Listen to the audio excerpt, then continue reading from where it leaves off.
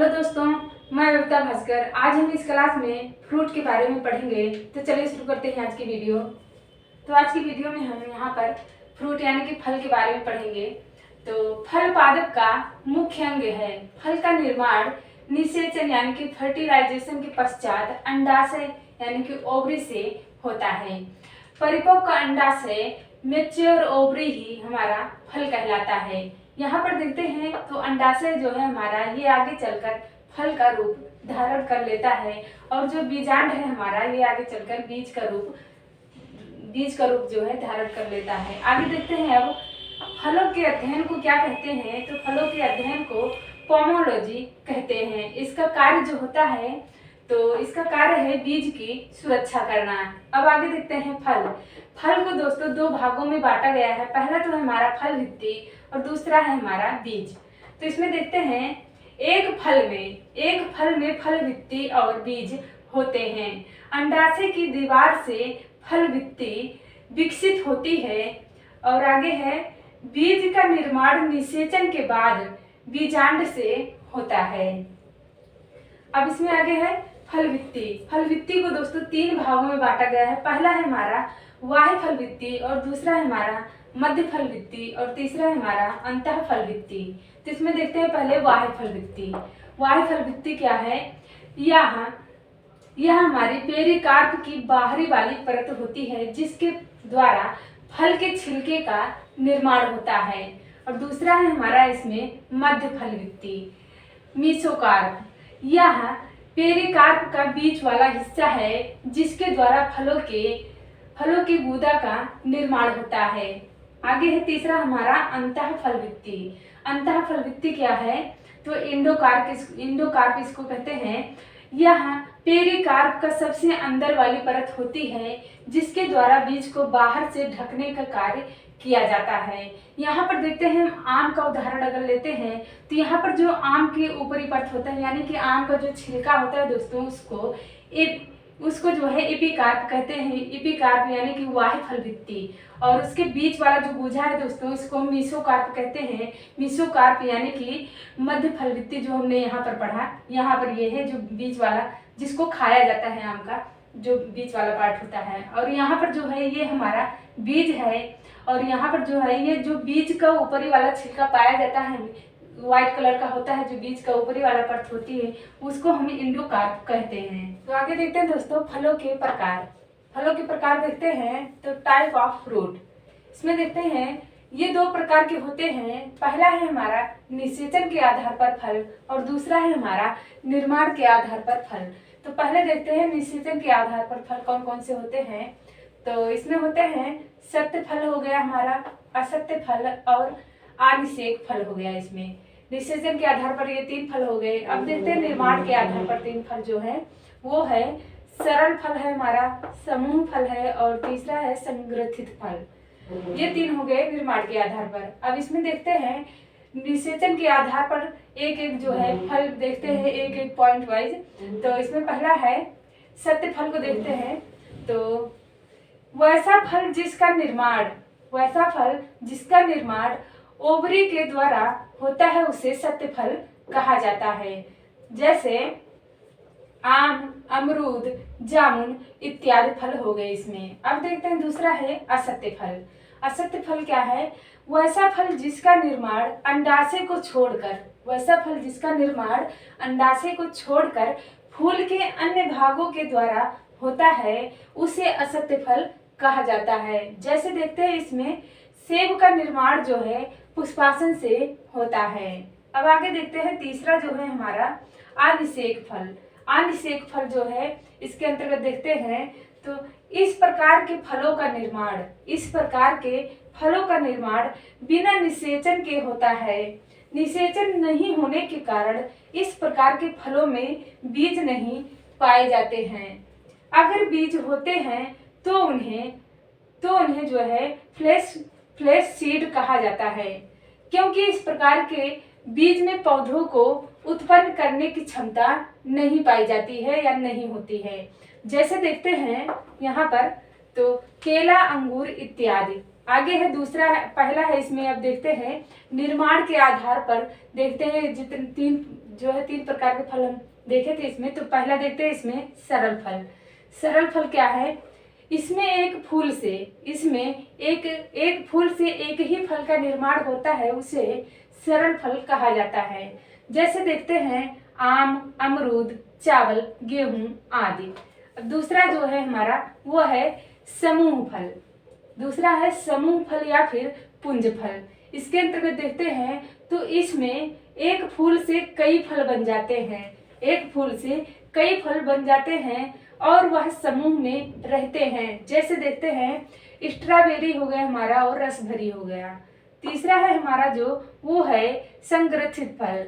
इसमें देखते हैं जब कभी किसी फल के निर्माण में वाह दलपुंज जब कभी किसी फल के निर्माण में वाह दलपुंज तथा दलपुंज भाग ले तो उसे संरक्षित फल कहा जाता है या कहते हैं। जैसे देखते हैं इसमें कटहल, अनानास, सहतूत आदि फल हो गए। अब देखते हैं फल में जो है खाने योग्य भाग कौन कौन से होते हैं। तो देखते हैं सेब में जो है खाने योग्य भाग जो होता है वो होता है पुष्पासन। नाशपाती में देखते हैं तो पुष्पासन होता है। आम में जो खाने योग्य भाग होता है वो होता है मध्य फल भित्ति। और अमरूद में जो है इसमें जो है फल भित्ति बीज अमरूद में दोनों खाए जाते हैं। और पपीता जो है पपीता में मध्य फल भित्ति खाया जाता है। नारियल में जो है भ्रूण कोश और केला में मध्य एवं अंतः भित्ति खाए जाते हैं। टमाटर में देखते हैं दोस्तों कौन सा भाग खाया जाता है।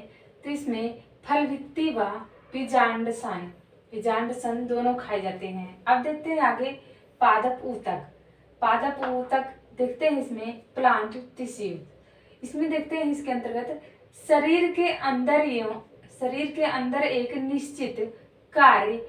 निश्चित स्थान पर कोशिकाओं के एक विशिष्ट समूह द्वारा संपन्न किया जाता है। कोशिकाओं का यह समूह ही हमारा ऊतक कहलाता है। अब देखते हैं ऊतकों से संबंधित कुछ महत्वपूर्ण तथ्य जो हैं। इसमें देखते हैं पौधे एवं जंतु विभिन्न ऊतकों से हमारे बने होते हैं। पौधों को अधिकांश ऊतक सहारा देने वाले होते हैं। पौधों को अधिकांश ऊतक ही सहारा देने वाले होते हैं तथा पौधों को संरचनात्मक शक्ति प्रदान करते हैं। ऐसे अधिकांश ऊतक मृत होते हैं। ये मृत ऊतक जीवित ऊतकों के समान ही यांत्रिक शक्ति प्रदान करते हैं तथा इन्हें कम अनुरक्षण की आवश्यकता होती है। आगे देखते हैं जंतुओं के अधिकांश ऊतक जीवित होते हैं। ऊतकों की विभाजन क्षमता के आधार पर ही पौधों के ऊतकों पादप ऊतकों का वर्गीकरण किया जाता है। वृद्धि अथवा विभाज्य ऊतक तथा स्थायी ऊतक। अब देखते हैं आगे जंतुओं में कोशिका वृद्धि अधिक एक रूप में होती है। अतः जंतुओं में विभाज्य क्षेत्रों की कोई निश्चित सीमा नहीं होती है। आगे है ऊतक अधिकतम दक्षता के साथ कार्य कर सकने के लिए एक विशिष्ट क्रम में व्यवस्थित होते हैं। रक्त फ्लोयक तथा पेशी ऊतक के उदाहरण हैं। आगे देखते हैं एक ऊतक की सभी कोशिकाएं आकृति में एक समान होती हैं तथा किसी कार्य को एक साथ संपन्न करती हैं। आगे देखते हैं यहाँ पर ऊतक किसे कहते हैं दोस्तों, आप शॉर्ट में समझ लीजिए कि ऊतकों के जो है समूह को कोशिकाओं के समूह को दोस्तों ऊतक कहा जाता है। आगे देखते हैं दोस्तों अब पादप ऊतकों के प्रकार देखते हैं। तो इसमें टाइप्स ऑफ प्लांट टिश्यू, ये जो है 2 प्रकार के होते हैं। पहला है विभाज्य ऊतक और दूसरा है हमारा अस्थायी ऊतक। तो विभाज्य ऊतक जो है ये हमारा 3 प्रकार का होता है दोस्तों। तो ये पहला जो है इसमें ये है शीर्षस्थ शीर्षस्थ विभाज्य ऊतक, और इसमें दूसरा जो है ये है पार्श्व विभाज्य ऊतक, और तीसरा है हमारा अंतर्वेशी विभाज्य ऊतक। तो ये हमारे पादप ऊतकों के प्रकार हो गए, दो प्रकार के हो गए। विभाज्य ऊतक जो है हमारा ये 3 प्रकार का होता है। तो आगे देखते हैं दोस्तों इसमें विभाज्य ऊतक। विभाज्य ऊतक क्या होता है? यह ऊतक ऐसी कोशिकाओं का समूह होता है जिनमें बार बार विभाजन करने की क्षमता होती है। यह ऊतक अवयस्क जीवित कोशिकाओं का बना होता है। इस ऊतक में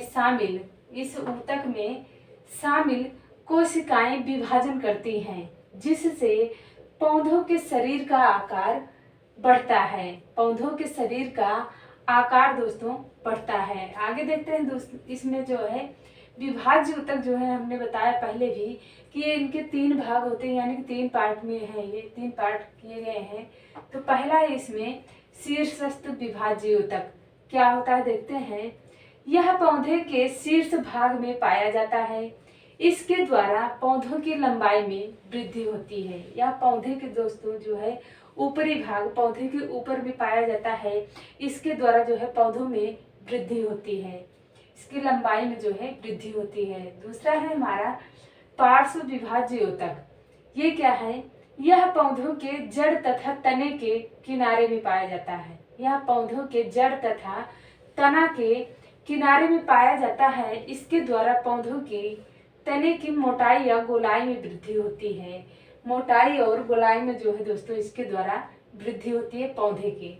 तीसरा है हमारा अंतर्वेशी विभाज्य ऊतक। इसके अंतर्गत देखते हैं, यह पौधे के अंतर्वेशियों पर पाया जाता है, जिसके द्वारा पौधे की शाखाओं की लंबाई में वृद्धि होती है। जिसके द्वारा पौधों के दोस्तों शाखाओं में वृद्धि होती है। यह वास्तव में शीर्षस्थ विभाज्य ऊतक का ही अवशेष है। यह शीर्षस्थ विभाज्य ऊतक का ही अवशेष है। इनकी क्रियाशीलता से भी पौधा लंबाई में वृद्धि करता है। इनकी क्रियाशीलता से भी पौधा लंबाई में जो है वृद्धि करता है। इसकी महत्व वैसे पौधों के लिए है जिनके शीर्ष को शाकाहारी जानवर खा जाता है। जिनके शीर्ष को यानी कि पौधे के ऊपरी भाग को शाकाहारी जानवर खा जाता है। पौधे के शीर्ष को खा लिए जाने के कारण ये पौधे अंतर्वेशीय विभाज्य ऊतक की सहायता से ही वृद्धि करते हैं। जैसे कि घास है हमारा दोस्तों, तो घास जो है जब उसको जो है जानवर जो है जैसे गाय वाय है हमारी, जब घास को ऊपरी खा लेते हैं, ऊपर वाले हिस्से को जब खा लेते हैं, तो नीचे जब जड़ होती है और कुछ तने बचे रहते हैं, तो अपने आप ही फिर वो बढ़ जाते हैं, यानी कि बढ़ने लगते हैं। अब दूसरा है हमारा, इसमें देखते हैं अस्थायी ऊतक। अस्थायी ऊतक जो है हमारा ये 2 प्रकार का होता है। आगे हमने जो है बताया था कि विभाज्य ऊतक है और एक अस्थायी ऊतक है। तो विभाज्य ऊतक तो हमारा कंप्लीट हो गया। अब देखते हैं अस्थायी ऊतक दूसरा है। इसमें जो है अस्थायी ऊतक जो है ये 2 पार्ट में यानी कि 2 भाग होते हैं। अस्थायी ऊतक के 2 भागों में बांटा गया है। पहला है हमारा सरल ऊतक और दूसरा है हमारा जटिल ऊतक। तो जटिल ऊतक जो है इसको भी दोस्तों 2 भागों में बांटा गया है। पहला तो है जाइलम और दूसरा है फ्लोएम। जटिल ऊतक को 2 भागों में बांटा गया है। पहला है जाइलम और दूसरा है फ्लोएम। आगे देखते हैं दोस्तों, दूसरा है हमारा अस्थायी ऊतक। अस्थायी ऊतक क्या होता है देखते हैं। इस प्रकार के ऊतक में कोशिकाएं विभाजन नहीं करती हैं। इस प्रकार के ऊतक में कोशिकाएं विभाजन नहीं करती हैं। अस्थायी ऊतक में जो प्रकार थे हमारे जो है दोस्तों, वो देखते हैं। पहला प्रकार इसमें जो है वो है सरल ऊतक। सरल ऊतक क्या है? इसका निर्माण एक ही प्रकार की कोशिकाओं द्वारा होता है। इसका निर्माण एक ही प्रकार के कोशिकाओं द्वारा होता है। इसके अंतर्गत 3 प्रकार के ऊतक आते हैं। पहला है हमारा मृदुतक ऊतक। यह अत्यंत सरल प्रकार का अस्थायी ऊतक होता है। इस प्रकार के ऊतक में कोशिकाएं स्पर्श करने वाले सेल वॉल पर किसी भी यौगिक का जमाव नहीं होता है। यह पौधे के भोजन संग्रह करने वाले भागों में जड़ एवं तना पाया जाता है। आगे देखते हैं, जैसे हो गया हमारा आलू, मूली और शलजम। आगे देखते हैं यहाँ पर ये हमने जो है कोशिका जो है स्ट्रक्चर बनाया है, यानी कि चित्र बनाया है कोशिका का। तो यहाँ पर देखते हैं ये है हमारा इंटरसेलुलर स्पेसेस कहाँ है हमारा, तो यहाँ है, जो ये स्ट्रक्चर गया है यहाँ बीच का दोस्तों, इसको कहते हैं। आगे देखते हैं हमारा दूसरा जो है वो है स्थूल कोण ऊतक। स्थूल कोण ऊतक क्या होता है, इस प्रकार के ऊतक में कोशिकाएं लंबी होती हैं। यह ऊतक पौधे के नए भागों में पाया जाता है। यह विशेषकर तने के एपिडर्मिस के नीचे पर्णवृंत पर पाया जाता है, लेकिन जड़ों में नहीं पाया जाता। इसका कार्य होता है दोस्तों, कार्य देखते हैं, यह पौधों को यांत्रिक सहारा और लचीलापन प्रदान करता है। यह पौधों को सहारा और लचीलापन प्रदान करने का कार्य करता है।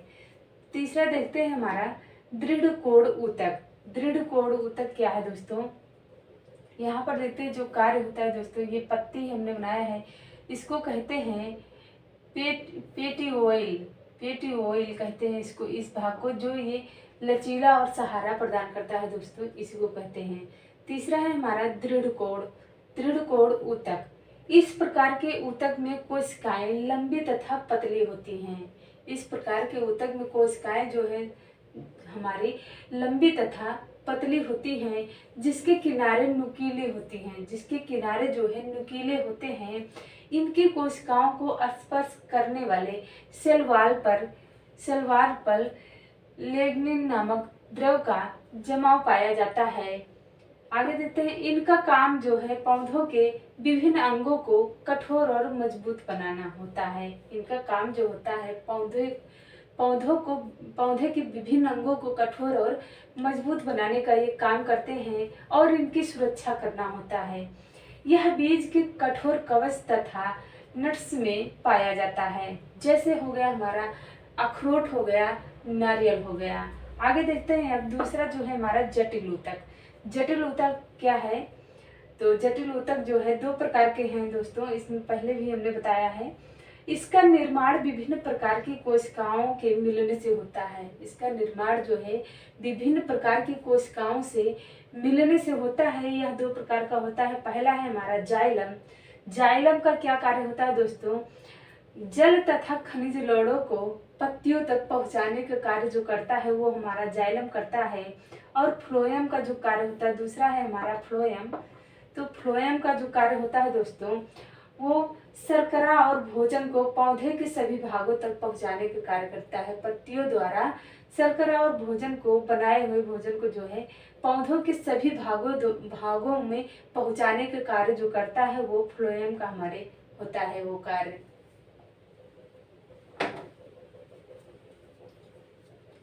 तो दोस्तों आज की वीडियो हमारी यहीं पर समाप्त हुई। आप लोगों का बहुत बहुत धन्यवाद।